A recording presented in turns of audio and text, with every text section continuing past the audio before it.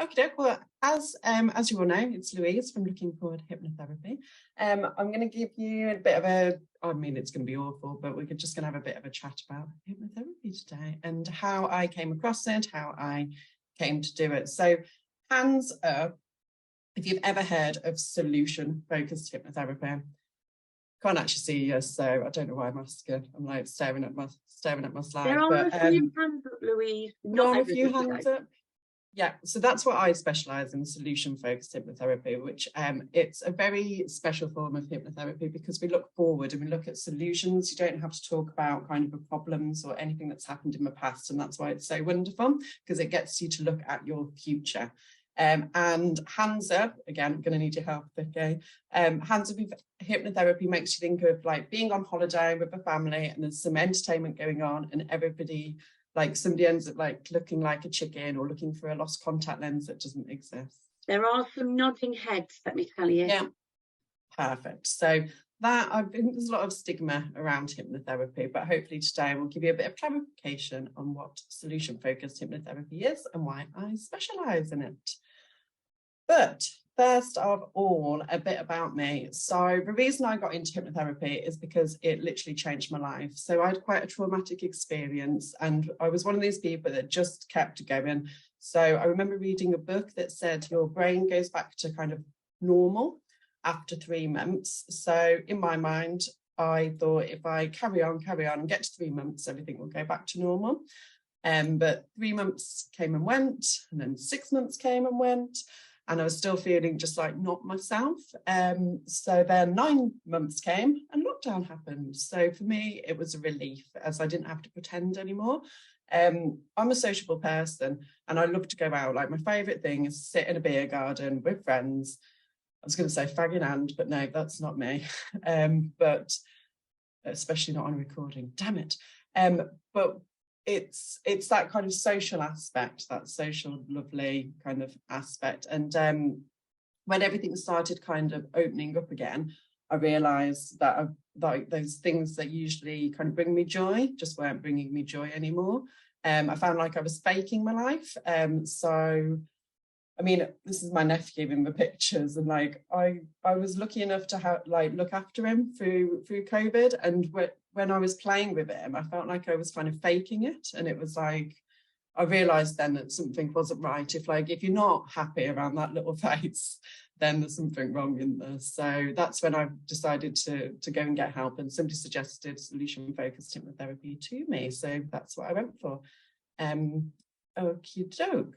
So our minds don't actually know the difference between imagination and reality, and we can create physical reactions using our thoughts all the time, and generally these tend to be negative.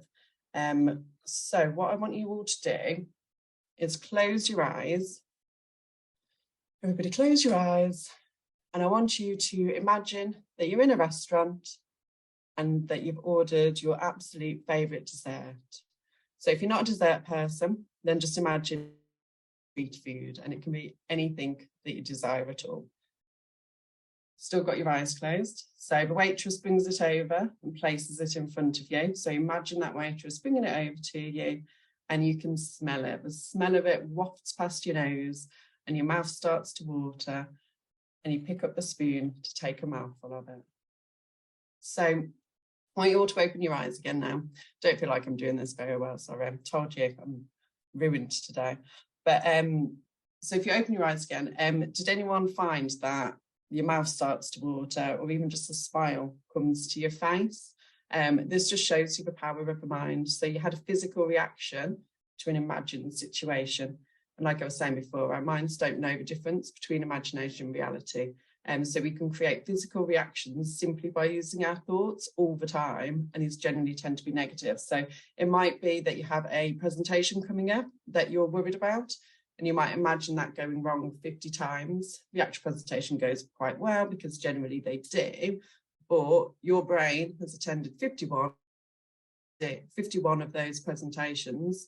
50 have been a disaster. So your imagination has created that anxiety, which has a physical reaction, just like that dessert did. Hopefully that makes sense. I feel like I've just rambled my way through that, but hopefully it's it's basically the same. So our thoughts create our feelings, and our feelings create kind of how we experience life. So we need to be very conscious of our thoughts because they have such power over us. Okie doke. So my computer's not playing. Okay, so a lot of people think that hypnotherapy is quite woo, like people call it woo-woo, but it is based on science. So in an initial consultation, I explain to my clients how the brain works, so how our anxiety, depression, OCD is created, how people suffer in the way that we do, and most importantly, what we can actually do about it. So we all have one brain, but two minds. And quite often those two minds can be in conflict. So if you've ever kind of like, you're on a diet, you've got the goal that you're not going to eat the chocolate, and then all of a sudden you eat the chocolate, and that's you're in your intellectual part of the brain thinking about like your actual goal, like your intellectual goal, but then this primitive brain takes over, because that primitive brain is like a caveman. It's like that physical want and need, that kind of early caveman, like it wants you to survive. So it's like, eat the chocolate. So you eat the chocolate, and then you go back into your intellectual brain and you're like, why did I eat the chocolate? So that's just an example of like, you've got these two parts of the brain. I mean, I do explain it to my clients a little bit better than this. But so the blue bits in this picture are the intellectual mind, and that's the part that interacts with the world, the part that's aware and is listening to this presentation now. But when we operate from the intellectual part of the brain, we generally get things right in life, and it's attached to a vast intellectual resource. So that part of the brain we don't share with any other animals. But like I said, there is the original primitive part of the brain, and don't know if anyone's heard of it, you probably have. The center and most influential bit of the primitive brain is the amygdala, and that is the fight, flight, freeze, or depression area of the brain. So once we're in that kind of fight, flight, freeze, intellectual brain is absolutely shut off. We're just in that fight, flight, survive mode. And that hasn't changed. That part of the brain hasn't changed from when we were kind of cavemen. And we have the same kind of limbic system as a rat. So that same kind of reaction. So that just shows how primitive it is. So there's also some other parts of the brain, the primitive brain as well, but I won't go into those right now. But that's just like a little general overview. But my computer really isn't working. So, okay, so let's imagine that you leave here today and you run into that lovely polar bear. I mean, he's quite cute, isn't he? But what would happen? Your anxiety would go up, you'd lose that intellectual control, and you'd move from the nice, sensible part of the brain, the intellectual brain, into your primitive emotional brain. So you'd go sweaty, you'd have an increased heartbeat, your stomach would churn, and you would be absolutely out of there. You'd be off like a shot. And obviously in those circumstances, you'd be happy with that response. Obviously, polar bear, you don't have time to sit and think like, oh, is it a hungry polar bear? Is it a friendly polar bear? Like, no, you just need to get out of there. So there's that fight flight response that just absolutely gets you out of there. But obviously in that situation, in a polar bear, that's good. That's good to have that reaction. But if it's a presentation, for example, that's not a good reaction to have. So you have all of those physical reactions, like your heartbeat, you go sweaty, your legs might shake, like you have all of those physical reactions, and yet you don't need all of that adrenaline to get you out of there. So it's what we do is kind of get you out of that primitive part of the brain and into the intellectual a bit more often. Because once we're in that primitive brain, it's quite hard to get out of it. Oh. Okie doke. So just 1 minute how left. do we 1 minute left? 1 minute. Okay, I'll go really quick. So how do we create the anxiety that causes us to move from that sensible intellectual part into angry, anxious, or depressed part? So anxiety is caused by negative thinking. So it's not the events in our lives that cause the perception of crisis, but it's our thought patterns around them. So every negative thought that we have is accumulated and stored, and we say it's stored in a stress bucket. But we empty that bucket every night through our REM sleep. So our REM sleep kind of empties that out. I won't go into all of that because of time. But basically, hypnotherapy uses trance. So it's a state of mind that we go into, in and out of multiple times a day without even realizing it. So, for example, if anyone's ever driven or walked a route that you do all the time, and you get there and you're like, oh, I don't remember that drive. That's in a trance. You're in a trance there. It's as simple as that. We go in and out of it all the time. It's basically when those two minds come together, so your intellectual mind, your primitive mind come together, and they focus on the same thing. And trance basically mimics that REM sleep to help us empty out, book it out, and help us approach life in a calm and relaxed state. So these are a few of the things that solution-focused hypnotherapy can help with. I've chosen to kind of specialise in public speaking because it's something I can relate to. Honestly, I wouldn't be able to sit here and talk to you like this. Like a couple of years ago, there's just absolutely nowhere, and I wouldn't be like winging it like I am either. Like it's got me to a place where I'm not panicking about it. I'm not worried about it. I did a maid of honour speech in front of like 110 people, and it was just an absolute no-go for me before.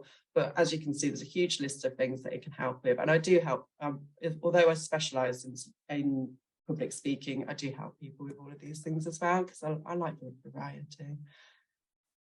And just to leave you on this lovely image, because I think it's inherent in all of us that we set goals and offer challenging goals. So we want to be at the top of that ladder straight away, like now. But with solution-focused hypnotherapy, we break those goals down and make them achievable. So it's about achieving and celebrating those small steps that you love. And I use those literally every time I get overwhelmed with the amount I need to do. And it's how do you eat an elephant? It's one bite at a time. Thank you. Brilliant. Thank you very much, Louise. Has anybody got a quick question? Just mindful of time for Louise. Sorry, I ramble a lot. Don't worry, it was really good. It's really interesting stuff. Matt's got a question. Louise, do you actually like celebrity hypnotists? Is that all genuine, or does that go against your business? No, I like it because it shows the power of it. Like, I can't make you do anything that you don't want to do, but that just shows the power that is behind the hypnotherapy. It's like when Darren Brown walks up to someone and goes, "Sleep," and they're like gone. I'm like, what, really? Yeah, wish I could do that. Phenomenal. I do that all the time. I use it for good though. That's probably why I'm not trained in it. Fair enough. I just find it all very fascinating. Thank you, Louise. Brilliant. Yeah. And then John's got a question for you, Louise. Yeah, brilliant. Thanks, Louise. You should have a hangover more often than that. Was really good. Is there an easy way, or is there a technique where you can almost like get yourself into that trance state? Is there a technique that you can use so that you can almost like reboot yourself if you're, we were talking about having a break and doing things, looking after ourselves, if we were able just to and go into that almost like alpha state or that REM state whilst being awake? Yeah, well, you'd have to take a little bit of time out, but like I've got an MP3 that I send to all of my clients.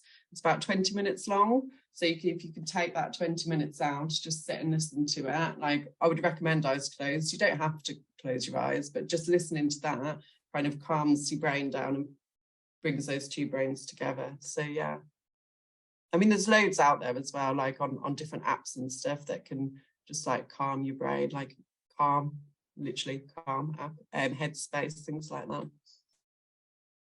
Bit of meditation in the middle of the day.